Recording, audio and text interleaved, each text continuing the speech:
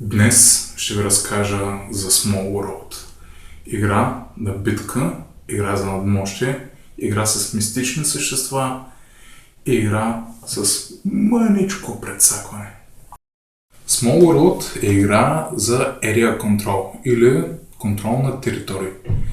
Вие ще получавате точки според броя от територии, които контролирате в края на хода си.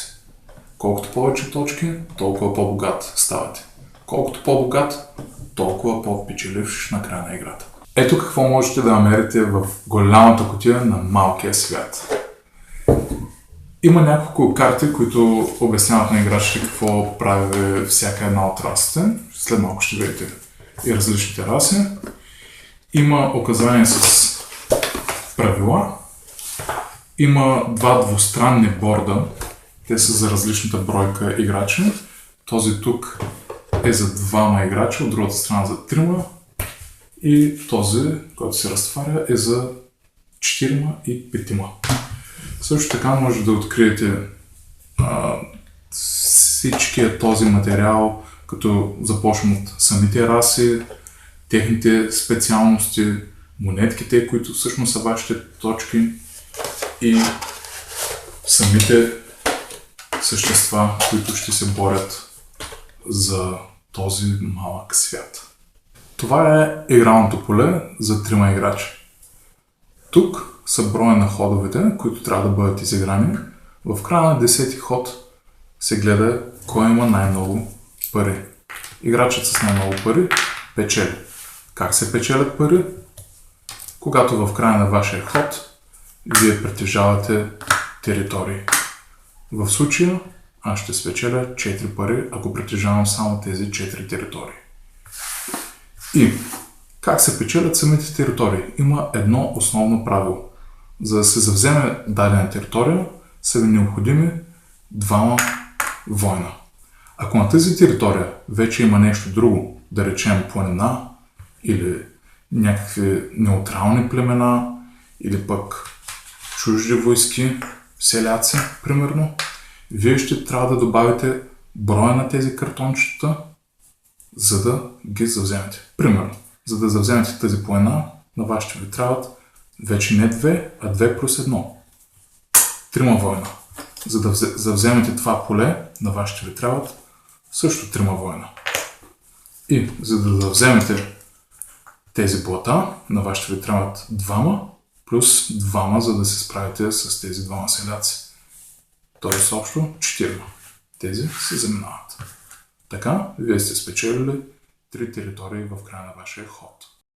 Самите раси се падат на случайен принцип. Ето как става това. Налични са 5 раси с някаква характерна тяхна особеност. Ние може да се изберем коя да от тази раса с нейната особеност, но винаги първата е безплатна, за всяка останала ние ще трябва да заплатим по 1 монетка, ако искаме да я пренебрегнем.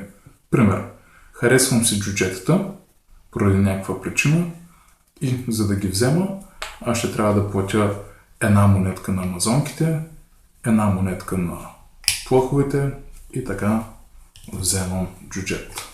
Всички други раси отиват с 1 надолу и излиза новата раса.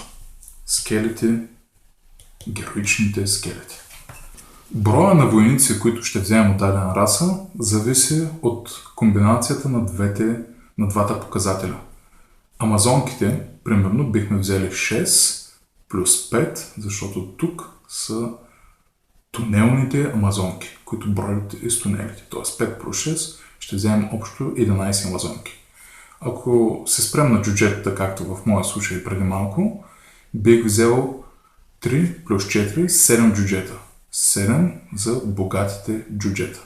С тях ще трябва да нападам територии и съответно след това да се защитавам. Всяка една от расите си има някаква характерна особеност. Пълховете са повече, елфите не умират, скелетите могат да възраждат още скелети, когато отрепят някой друг по картата. Амазонките им идват на помощ, още малко амазонки. Хората печелят допълнителна пара от полетата по картата и така нататък и така нататък. Това разнообразие се допълва и с специалните умения, които също се падат на случайен принцип. Така, някои от расите могат да бъдат богати, други, примерно, да бъдат издръжливи или пък да бъдат с фортификации, което ще ви донесе по-голяма защита. В момента играта е нагласена за 3 играчи. Поставени са планините, т.е. допълнително картонче, допълнителна сила ще ни е необходимо там, на всяка от тези области с планини. Също така, първоначално, навсякъде където има този знак, означава, че ще има диваци или представителите на древната раса. Те са тук и също ще ни трябва допълнителна сила, за да превземем тази територия. Да речем, по някакъв начин си избираме плъховете. За целта, естествено, ще трябва да оставим паричка, че пренебрегваме амазонките върху тях. Смъкваме всички, оставаме надолу. Изкарваме новата раса, които са зомбитата, блатните зомбита. И започваме да играем с плъховете, които ще бъдат 12 на брой. Изкарваме 12 плъха, нека да ги мерим в кутията. Отборяваме 12 плъха и започваме да завземаме територия. Винаги можем да започнем да завземаме от някой от краищата на карта, никога от средата. Естествено има раси, които могат да ги правят, но това е стандартното. Започваме да завземаме, да речем от тук, оставяме 2, след това можем във всяка съседна територия да се разпространим. Тук, за да превземем тази територия, ще ни трябват 3 плъха. На тази планина се качим също 3 и ни остават 2 плъха. Да речем, че искаме да завземем тази планина. Считаме, че тя е доста стратегическо място за последващите ни действия. Но имаме само 2 плъха. Според правилата, които обяснихме преди малко, на нас ще ни трябват общо 3 войници, за да завземем това място. 2 плюс 1 за картончето, което вече е там. Тук и само тук, по време на последния ви ход, на последната ви атака, може да дойде на помощ този зар. На него има освен 3 бели позиции и по една за числата 1, 2 и 3. Той е така наречения Reinforcement Die, т.е. зар, който ще определи подкрепленията, които ще дойдат да ви помогнат. И така, хвърлям зара, за да видя дали ще мога да превзема тази територия. Трябва да ми се падне минимум 1 човече да дойде да ми помогне. Хвърлям.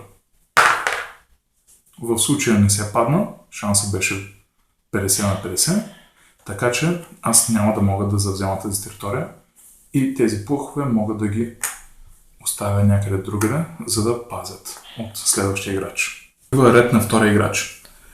За него вече амазонките са доста примамлива партия, защото едно, че те са доста на брой и друго, вземайки тях, играчът ще вземе и всички пари, които вече са поставени върху тяхното картонче, защото предните са ги пренебрегвали. И така, вземаме амазонките, печелим една пара и си вземаме 11 войника амазонки. Също така, те имат и специално умение, което гласи: ще ви дойдат на помощ още 4 амазонки, само когато атакувате. Тоест в последната фаза, когато ще трябва да се защитавате, вие ще ги махнете. И така, тоест вземаме си амазонките, вземаме си парите и започваме да нападаме. Естествено можем да го направим от някои свободни територии, а може и още сега да се изчепкаме с проклетите плъхове. Започваме от тук, поставяме се 2 картончета, понеже е празно, тук също са необходими 2. Тук ще ни трябва 3, защото има 2 плюс 1. Махаме древните хора и тук вече идва работа да се сборим с плъховете. За тази територия ни трябва 2 плюс 3 плъха, значи общо 5. Приготвяме 5 амазонки. И тези плъхове са съкрушени. С останалите 3 амазонки решаваме, че ще сборим тази територия. С това ходене приключва. Сега ще обясним и нещо, което пропуснахме. Добавянето на парите. В края на хода си всеки играч взема пари според това колко територии притежава в момента. Така че плъховете трябваше да вземат 1, 2, 3, 4 пари, защото това беше тяхно, за териториите, които притежават. Също така, понеже те са планински плъхове, ще вземат плюс една допълнителна пара за всяка хълмиста територия, която притежават. Тоест 4 плюс 1, общо 5 пари за плъховете. Ето, това са техните пари след в края на техния ход. Самите амазонки. Ето ги, парите на плъховете.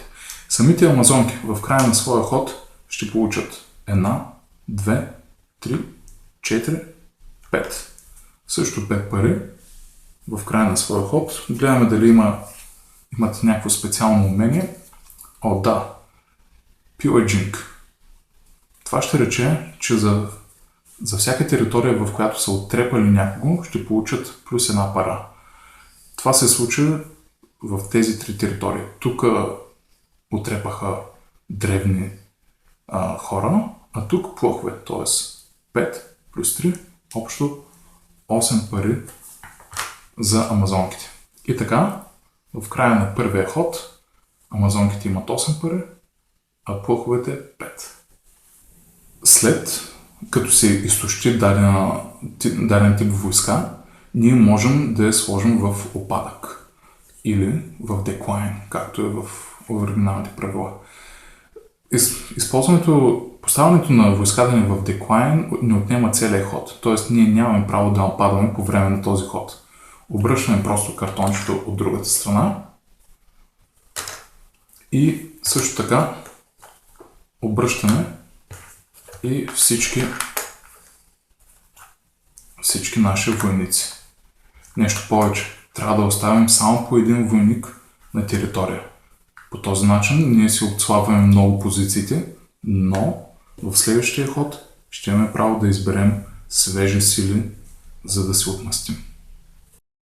Това е една приказна игра. В нея ще срещнете халфлинги, гиганти, елфи, скелети, вампири, орки, всякакви същества. Те се борят за надмощие на този малък свят. Отеснява и някой ще трябва да изхвърчи от него. Вашите сили, естествено, ще се надявате да са повече от тези на противниците ви, за да вземете повече територии, които ще ви донесат повече пари. Това е смисъл на тази игра. Самият факт, че расите всеки път се премесват с различни специални умения, означава, че всеки път ще имате различни комбинации, между които да избирате. И така, това води до всеки път различна игра. Ще трябва да се сблъсквате с врагове, които имат нещо ново, с което да ви изненадат. Нещо повече. Авторите на играта са предвидели и празни картончета, в които вие сами да си измислите раса и специално умение. Те естествено могат да се разбъркат с останалите и по този начин ще имате още една вариация.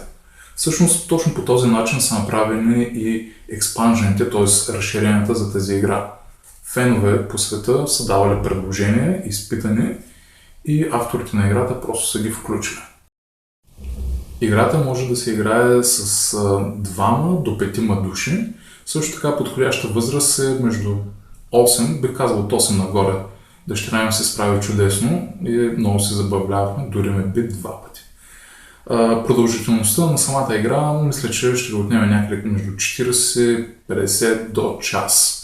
Час, в който ще завладявате територии, ще печелите пари, ще се забавлявате с всички тези раси.